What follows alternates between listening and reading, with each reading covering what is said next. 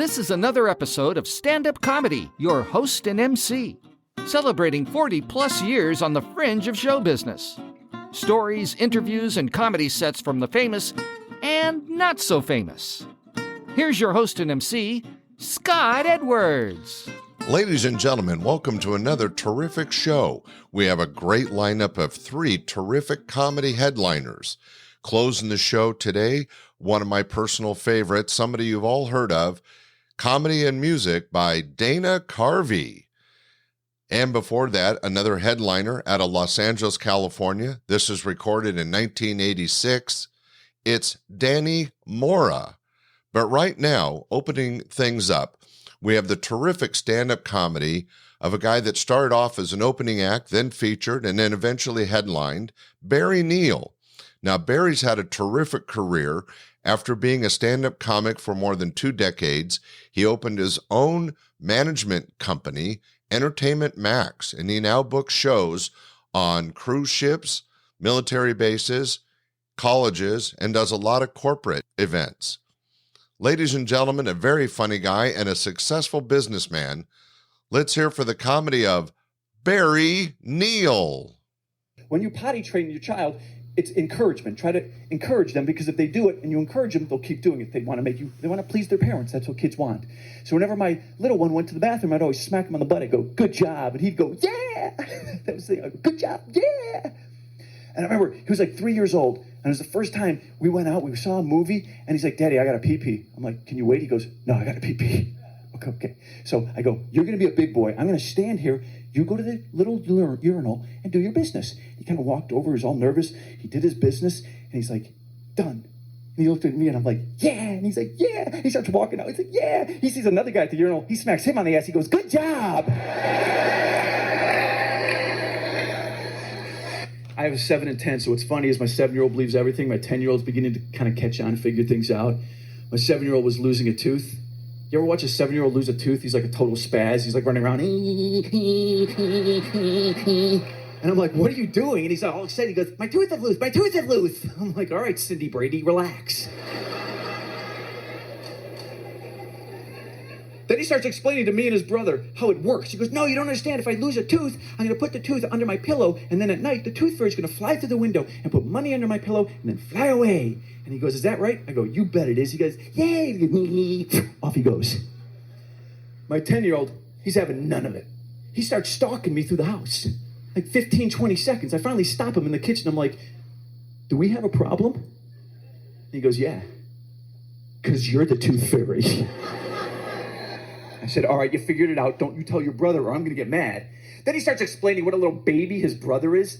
You know, he's like, "Can you believe that? The tooth fairy? Doesn't even make sense, Dad. Think about it." He goes, "How could someone fly through a window, not break it, not wake anybody up, have money for all the teeth for all the kids around the country, put it under a pillow, and then fly away?" I go, "Why? Because it's a fairy tale. Drop it."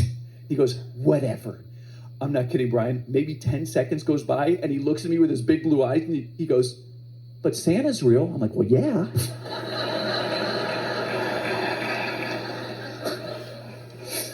Because the idea of a tooth fairy flying through the window, that's the stupidest thing he's ever heard.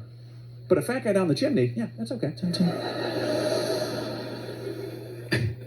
We just bought a new house in Acton, and I love it, but the place had bed bugs. First week we were there, place had bed bugs. I freaked out. I called an exterminator, and I said, "Hey, we have bed bugs. How do we get rid of them?" And he goes, "I could come out, but it costs a lot of money." He goes, "There's a cheaper way to get rid of bed bugs." And since I'm Jewish, I'm like, "Go on." And he explained it to me. He said, "I don't know why you're laughing that hard. It's really not that funny."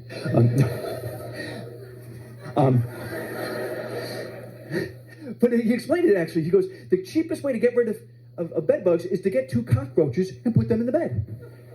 Yeah, he said that. He goes, "Cockroaches eat bed bugs."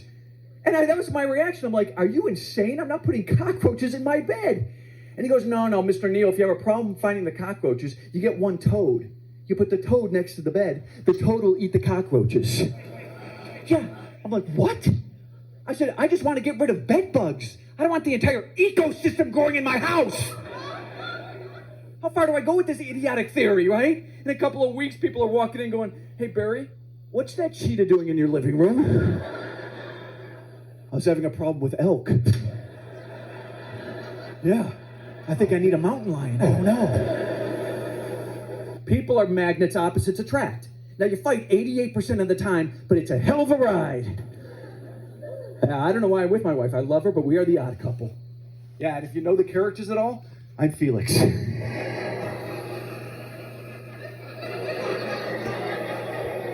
I'm neat and orderly, fastidious, meticulous, apparently bordering on anal retentive. My wife is a total opposite. She's wild and crazy and messy, bordering on dysfunctional. Oh, you can't find your car keys. What a shock.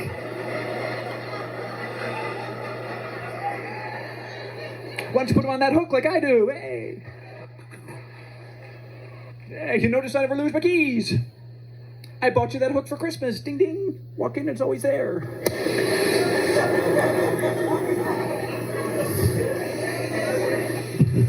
It drives me nuts.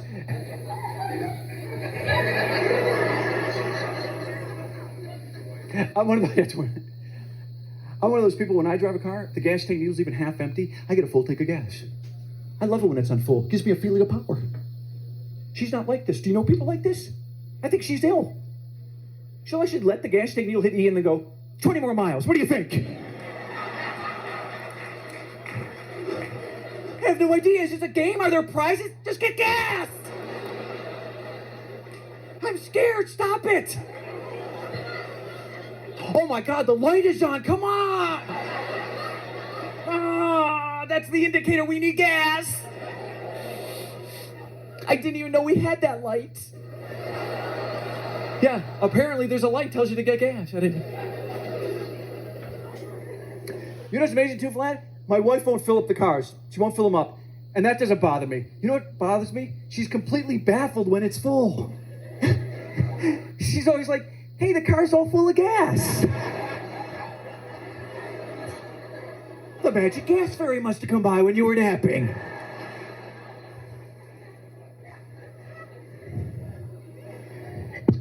Hello, McFly.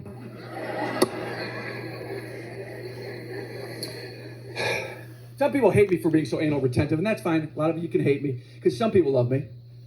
My health club loves me. Now I go to the gym like 3 times a week, I never actually work out, I just spend the hour re-racking all the weights. Are you done with those? Those should go right back there then, shouldn't they? That's right. 20, 25, 30. Goes in a sequence. Then I have to explain what a sequence is. And that takes about 30 minutes, and then I'm done. I wish I could relax. Little things set me off, and I don't know why. It's so embarrassing, but you guys are so nice. I'll tell you something stupid about me. I have a favorite pen. It's just a pen, but it's my favorite pen. Don't laugh. I don't even like to use it. That's how much I love the pen. It sits by my nightstand. I call it my night pen. I don't use it, but I'm comforted by the notion if I need a pen in the middle of the night, there it is. If that pen is not there when I go to sleep, I snap. I just have to find it.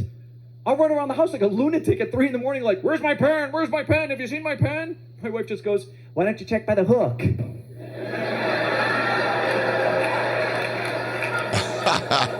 Ladies and gentlemen, that was Barry Neal, a terrific stand-up comic and now a very successful management person in the same industry. He books comedy entertainers all over the country. If you get a chance, check out Entertainment Max. Hey, I have a special treat for you coming up next. Our featured actor was a regular at the club all through the early 80s, but you may recognize him from TV. He started back in the 70s, appearing on shows like Beretta and Police Story, and he was actually a regular on the TV series Chico and the Man. He stayed an actor all through his life and continues acting. In 2001, he was a regular on The Bold and the Beautiful. Later on, he was a regular on ER. And as recently as 2017, he was a regular on the TV series Lethal Weapon. He is a terrific actor and comic. I know you'll enjoy his material. It's Danny Mora. Good evening. Welcome to Laughs. Right now, we're going to kick things off with a very funny guy. This guy's gone way back. First of all, he's been working for Laughs Unlimited for a number of years. How many years? And he started out working in television on the show Chico and the Man. And Most recently, he's done everything in between, and most recently, you might have seen him on My Sister Sam. Let's have a nice round of applause. Our first act tonight, Mr. Danny Mora, right here.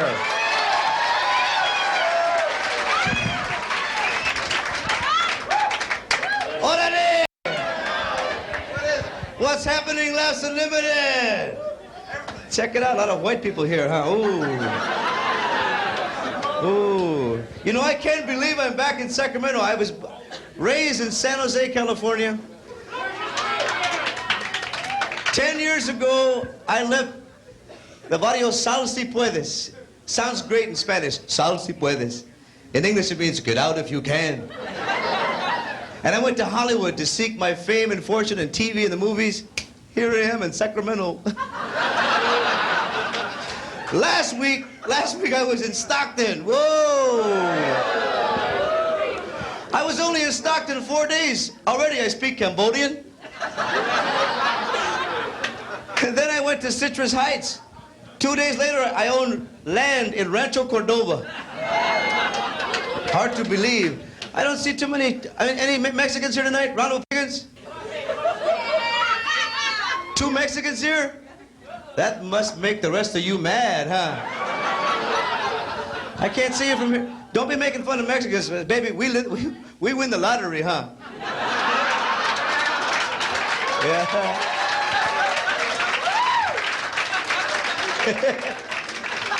And you know what? That really makes you mad, huh? And you know why? Because the lottery winners, they take their money back to Mexico and become gazillionaires. So be proud, man. Hold up those tickets, all right? Yeah, I don't see very many black people here either. Oh, way in the back. Right on, man. Are you from here? The reason I ask is, you know, if you're in the service, you probably can relate to this. If you meet black people, you realize black people never live anywhere. They always stay. You ask a black guy where he's from. Where are you from? Well, I stay in Stockton. How long you been there? 35 years. Well, I guess you're staying, bro. Now, Mexicans, on the other hand, they don't stay, they live nearby. You ask a Mexican, where you live? You know where the mall is, eh? We live nearby the mall. We always pick out, like, very famous places, landmarks, monuments, you know. You know where the airport is, eh? We don't live nearby there. Now, white people, when you ask them the same question, always own. You ask a white person, where do you live? Well, we own a property on the American River.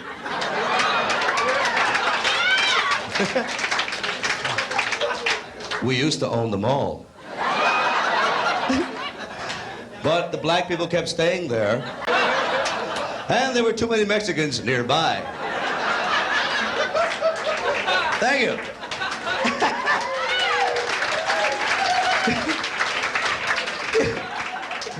Being here in Sacramento, you know what I can't believe? I can't believe you paid a cover charge to see a Mexican. You can see us for free any day of the week, whether you want to or not. Now, when I was growing up, a lot of you people used to call us funny names. Ever heard Taco Bender? I feel sad when I hear Taco Bender because I know the trap beneath the basement of some Taco Bell somewhere. There's this entire Mexican family just bending tacos. Oh, if we could only win the lottery. But that's the word you called us, and that doesn't bother me. I was born with a sense of humor. I'll be honest with you, folks. We had words for you, too. I know it's hard to believe, but there was one word I heard growing up. I don't want to offend anybody. But the word was a stupid sounding word. The word was gringo. You have no idea how tough it is for a Mexican to sound macho with the word gringo. It doesn't work. I swear, man, I find you messing with my old lady one more time, you're going to be one sorry gringo. To me, gringos, that sounds like a breakfast cereal from General Mills. You see the guy down at the market, say, let me have a loaf of bread, a half a gallon of milk, and how about a box of those gringos? No, I'm sorry, sir, all the gringos got some chocolate-covered honkies, though, right here. I love that word, but, you know, I can't take credit for that. Mexicans did not invent the word gringo. Huh, brother? You all did, I'm glad you did. Before I go, though, I want to leave you with a public service announcement. I do it whenever I work in a club and I see a couple of Anglos. You know who you are. Pass this on. It's partly in Spanish, but I know you understand. It simply goes like this. Atención, mis amigos latinos. Aquí es mi American green card. Please, don't leave home without it. Good night. God bless you, Sacramento. Orale. Thank you. Danny Mora, let's hear it. Ladies and gentlemen, that was Danny Mora. He was a stand-up comic in the early 80s, but a terrific actor from the 70s all the way to today. And as I mentioned, you could see him on TV and movies all through the 80s, 90s, and well into the 2000s. In fact, in 2020, he appeared on The Expanding Universe of Ashley Garcia TV show. So, ladies and gentlemen, a terrific comic and actor, Danny Mora. And now our headliner, closing this week's podcast, one of my favorites, a good friend of mine who you all have heard of from Saturday Night Live, but he's had a couple great movies, been seen on lots of television talk shows, and just a terrific comic. Let's hear it for Dana Carvey. Scotty Edwards, give it up, come on. All right. Oh, super, that was really bitchin'. Saturday night in Sacramento. Goddamn, I'd rather be here than any other goddamn place in the world.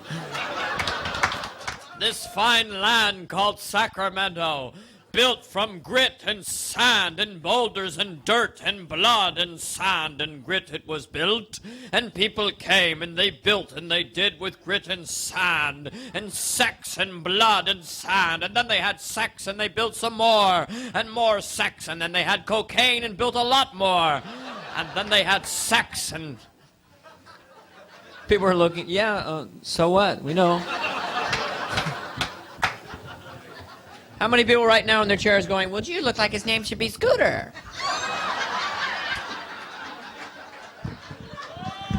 Oh, that hurts people.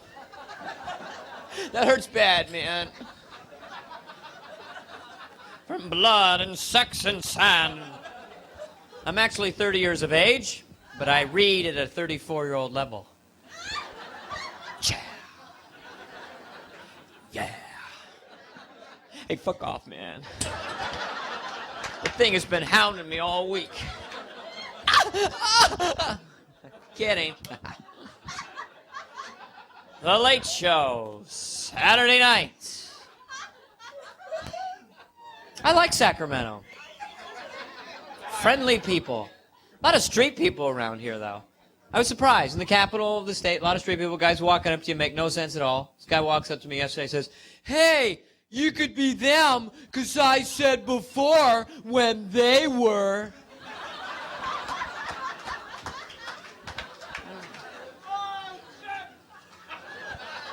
Is he here? I tried to be polite. I tried to talk back. Yeah, because enough times, not again, they said. Goddamn right! My wife calls this shirt a cute top. I love the way women call shirts cute tops. I don't know if men care. You know, you never see two drunken cowboys in a bar going, hell, Bob, I've been sipping my Budweiser all night. And I've been meaning to tell you. That's a mighty cute top you got on. But tell me, Bob, what do you do about static cling? Men can't wear cute tops. Men must be men at all time. That's why men drink beer. Right?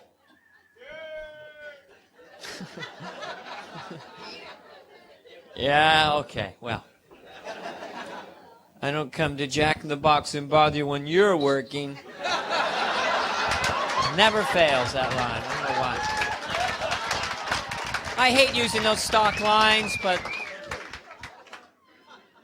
men must drink beer, hopefully not too much beer. Don't drink light beer, that's pussy wet faggot beer. What is the deal? Why is light beer considered effeminate? I mean, why don't they get over with making real man beer, 2,900 calories a bottle, little pieces of cake floating in it. You're like, oh, goddamn man! I don't know if women understand the pressure men are under. Really, What's going on here? It was hell in there, man. We were in the Laps Unlimited place, man. And then the guy said men and women. It was fighting and scratching and kicking. Man, my wife passed out. I have no penis. I don't know why, man. It was hell in there, man. God damn. I just brought up a concept. See, men don't know what to be. We don't know whether to be sensitive or kind of dominant, in control. We don't really know what women want. Do you like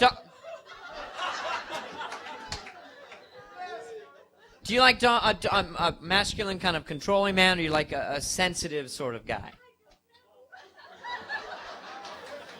I don't know. You see why men drink a lot? Do you see why we have a drug problem? I don't know what the hell she wants. Men will behave in any way that will get them laid.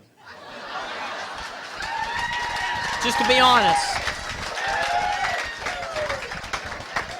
If we thought sensitivity would incur sexual activity, you'd see guys all across old Sacramento in bars going, "Will someone hug me, please?"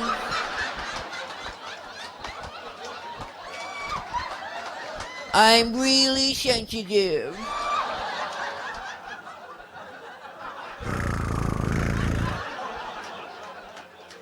Do you see why we have a drug problem?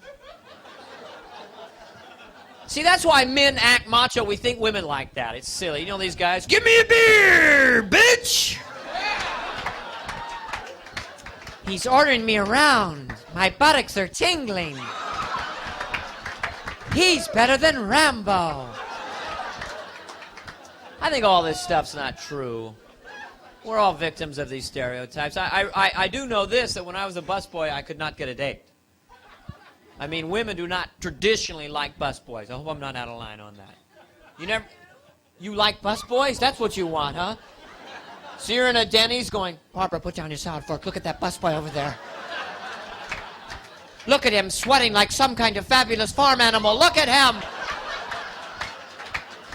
He's not a busboy. He's a dish god. Look at him."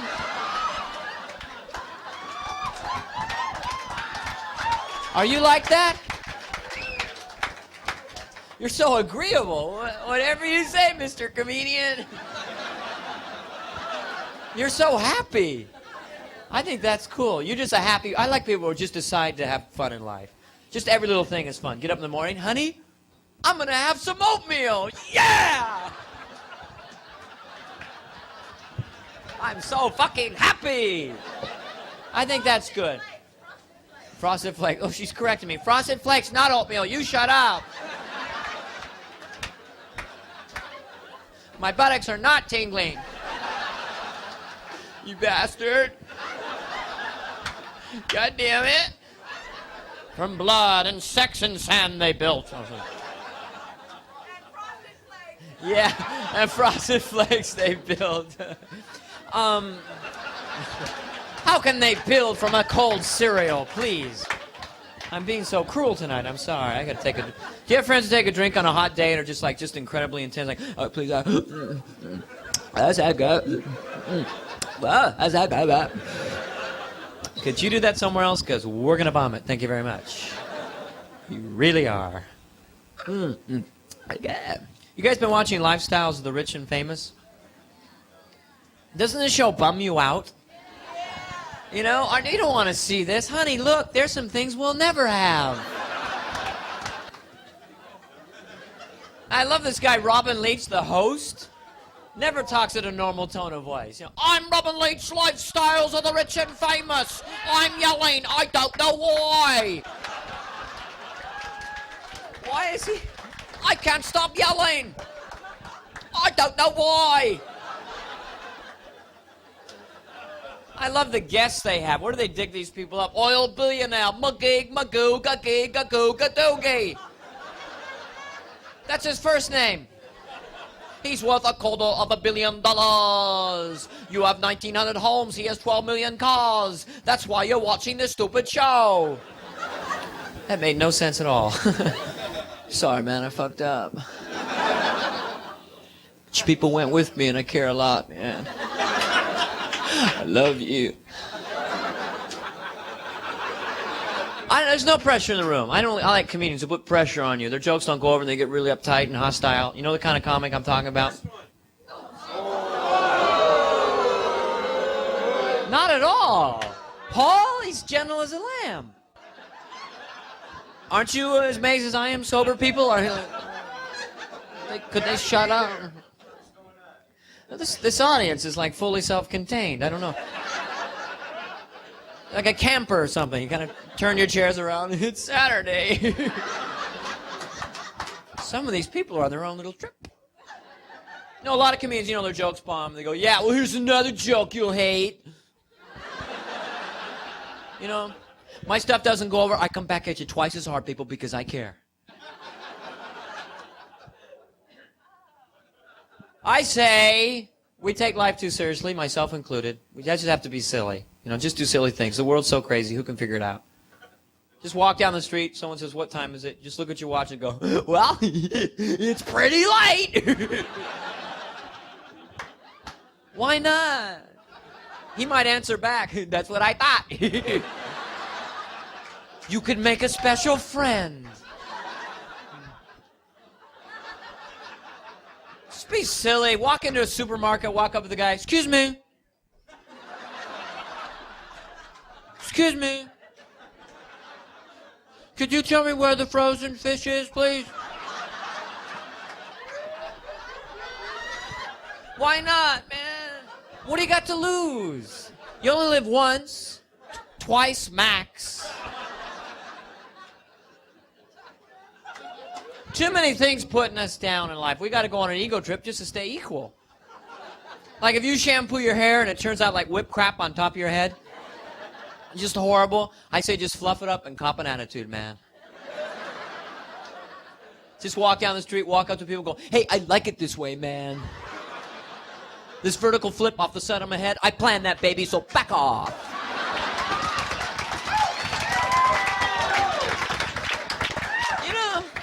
Why do we let people control us? Do you have friends you cancel casual social plans and they get really annoyed? You have friends, I have this friend, his name's Jim. He goes, you going to the movie tomorrow? And I go, oh, I'm sorry, I forgot. I won't be able to make it. And he goes, fuck!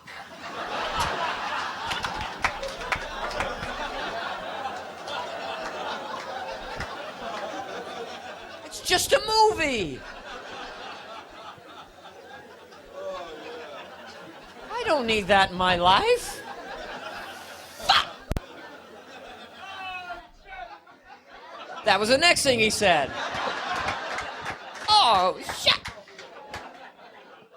I said we got to be like rock stars. Rock stars do whatever they want now. People like Prince, calls himself Prince. That's cool. Sting. I like his music. He calls himself Sting. His real name is Gordon. He woke up apparently one day and said, I'll be Sting. That's got to be a gutsy thing to ask your friends to call you, don't you think, guys? That'd be an embarrassing moment. Excuse me, can we stop playing cards for just a moment? I'd like to make a bit of an announcement. Would you guys mind calling me Sting? Fuck you.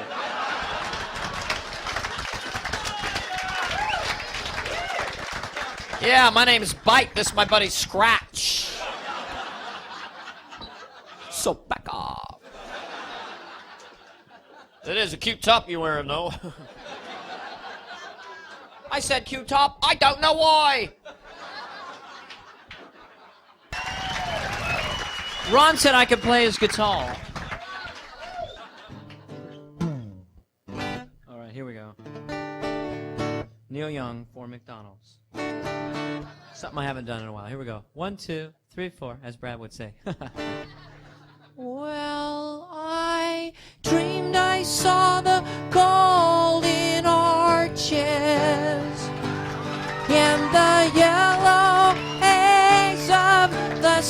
remember. There were burgers frying, and I ate lying, and the fat man stuffed his face. There was a quarter pounder near my mouth, but I felt like an apple pie. Look at Burger King on the run in the 1980s.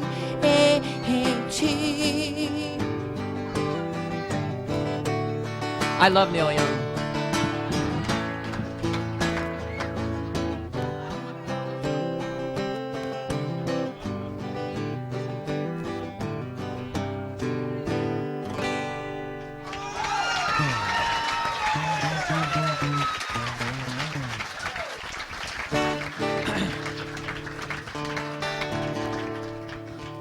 Who hasn't had a fantasy of being a rock star? You're on stage. Yes, you have, Cornflake Woman. You wanted to be great. Suddenly very important. Doesn't even have to make sense. All they gotta do is flare their nostrils, look like they're about to vomit. You know, ladies and gentlemen, a long time ago there were lots of people. That's all I wanted to say. They start to sing. Have you heard these lyrics? Doesn't it sound like they're making them up as they go along? Some of these people. I mean, it's like...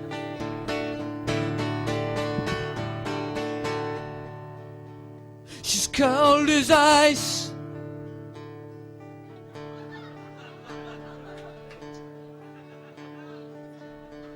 She's cold as ice. And the feeling, yes, that feeling was so nice. Cold as ice. Oh yeah. And she's a lady I know. She's a lady I know. She's cold as ice. Whoa yeah. And if I didn't know her,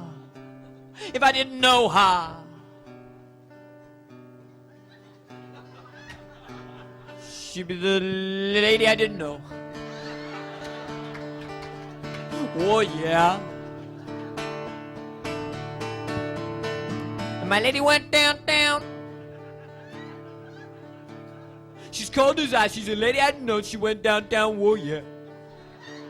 And she bought some broccoli. And she brought it home. And she's chopping broccoli. She's chopping broccoli. Yes, she's chopping broccoli. Chopping. She's chopping broccoli. Yes, she's chopping broccoli. Cinderella. Come on, everybody, chopping broccoli.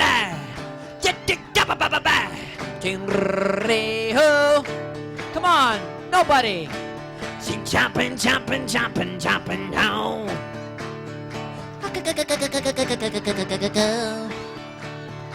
How.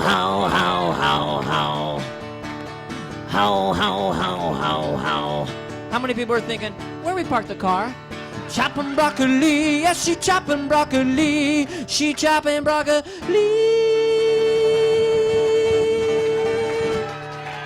Thank you guys, been absolutely great. Thanks for coming down, I really appreciate it. Bye-bye. Dana Carvey. Wow, Dana really brought it for the audience. He is such a great stand-up comic. He has been performing in movies and TV for the last several decades, but I had the pleasure of working with him on a regular basis back in the 80s and into the 90s, and just a terrific guy. Dana is one of the best. Well, hey, we hope you enjoyed this week's show. We started off with a talented comic, Barry Neal. Check out Entertainment Max. Then we had actor and comic Danny Mora, and closing the show, my good friend Dana Carvey. Thanks for listening. We'll see you next week. Bye. We hope you enjoyed this episode of Stand-Up Comedy, your host and MC. For information on the show, merchandise, and our sponsors, or to send comments to Scott, visit our website at www.standupyourhostandmc.com. Look for more episodes soon and enjoy the world of stand-up comedy. Visit a comedy showroom near you.